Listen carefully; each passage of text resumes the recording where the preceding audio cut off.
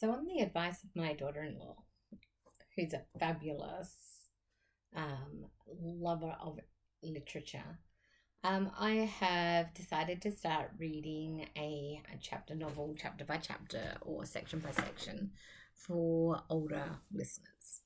So, I was thinking about doing Gangster Granny first from David Williams, but I've actually chosen Boy Overboard by Morris Gleitzman. I actually think that it's a great book.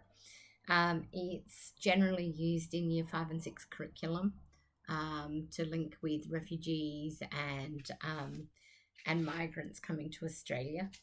But it's a fabulous book that raises the awareness of the plight of different cultures and nationalities who, for some reason or another, have to make the decision to flee their homes in order to survive and for safety. So let's kick off our first chapter of Boy Overboard by Morris Gleitzman. And I really, really enjoy this book. I'm Manchester United and I've got the ball and everything is good. There's no smoke or nerve gas or sandstorms. I can't even hear any explosions, which is really good. Bomb wind can really put you off your soccer skills. Newcastle United lunges at me. I dodge the tackle. Aziz is a small kid, but he's fast and he comes back for a second lunge. I dazzle him with my footwork. I weave one way and then the other. The ball at my feet is a blur, and not just because of the heat coming off the desert is making the air wobble. Musa, who is also Newcastle United, tries to remove my feet from my ankles. He could. He's a year older than me, but I managed to avoid his big boots and flick the ball between his legs. You always do that, he complains.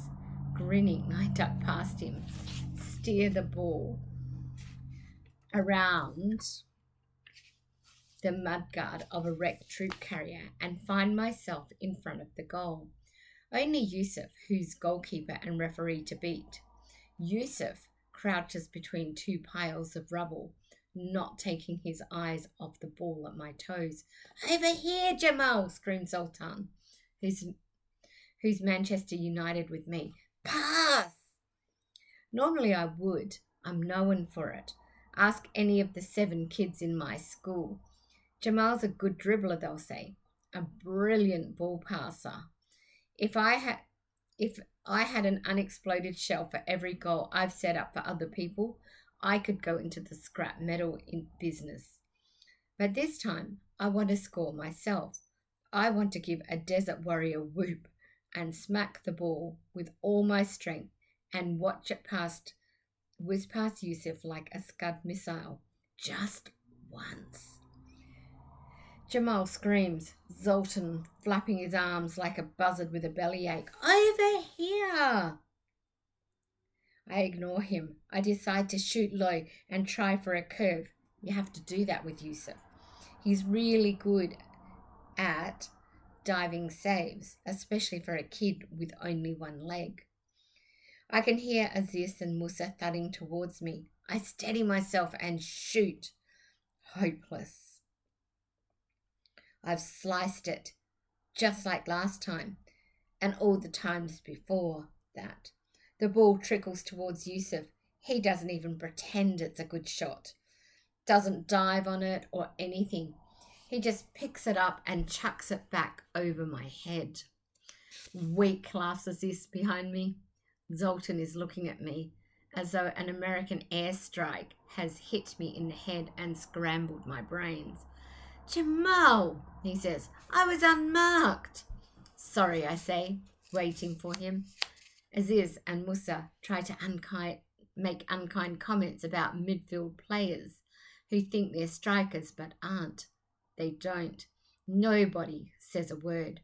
I realise that they're not even looking at me.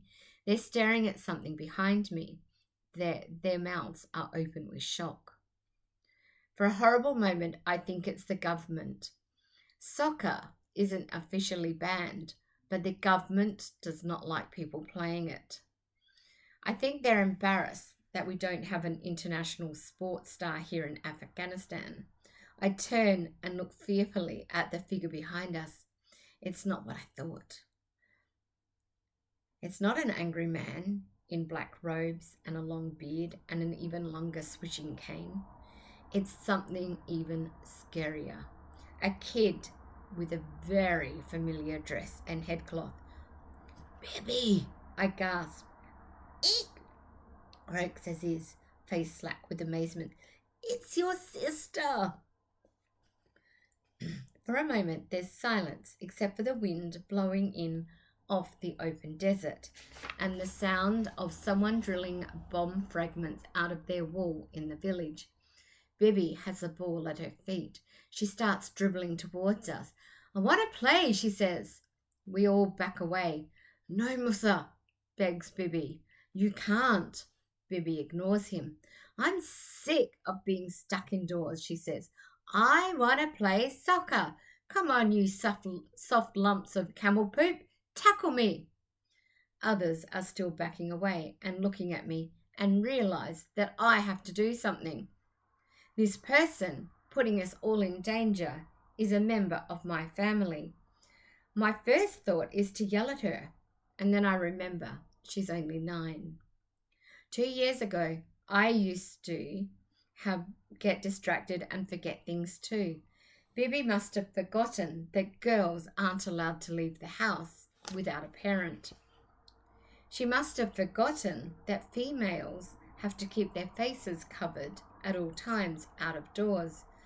And it must have slipped her mind that girls playing soccer is completely and totally and absolutely against the law.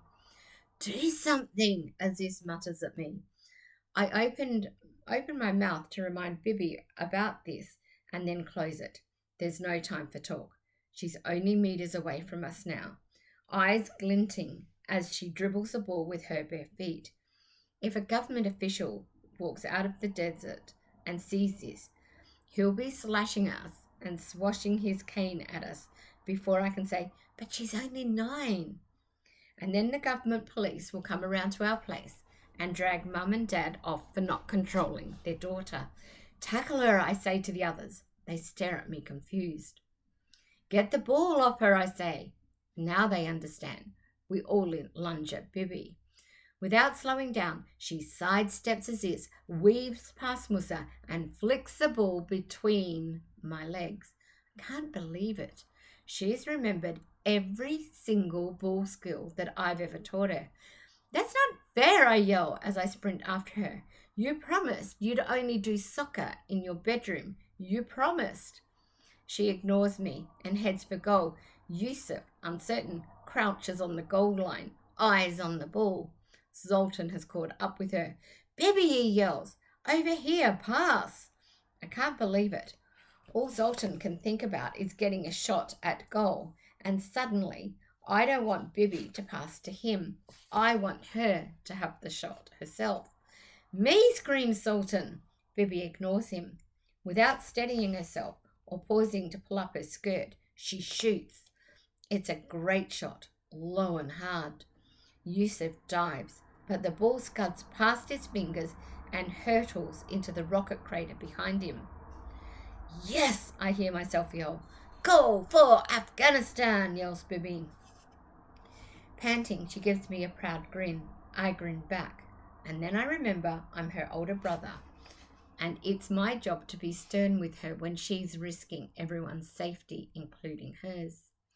Aziz and Musa and Zoltan are staring dumbstruck after the ball, which has disappeared over the other side of the rocket crater. "I'm going home," says Aziz. "Me too," says Musa. "Me too," says Zoltan. The 3 of them sprint away. "I think they're going home to practice in their bedroom," says Bibi. She doesn't seem to realize that I'm giving her a very stern glare. "I'll get the ball," she says, "and then we can play one aside with Yusuf in goal." Before I can stop her, she's running towards the rocket crater. "Bibi," I yell, "come back." Get after her, says Yusuf, still sprawled in the dust. Normally, I would help Yusuf to his foot again after a big dive like that, but there is no time. I sprint after Bibi. On the other side of the rocket crater is the open desert. Bibi must have forgotten why we don't go there. And that's the end of chapter 1. We have learnt that there are some pretty major characters in the book and that it is set so far in Afghanistan, which was a country in war. And so tomorrow I'm going to read chapter 2, and every day I'm going to record a new chapter of the book. Enjoy Boy Overboard by Morris Gleitzman.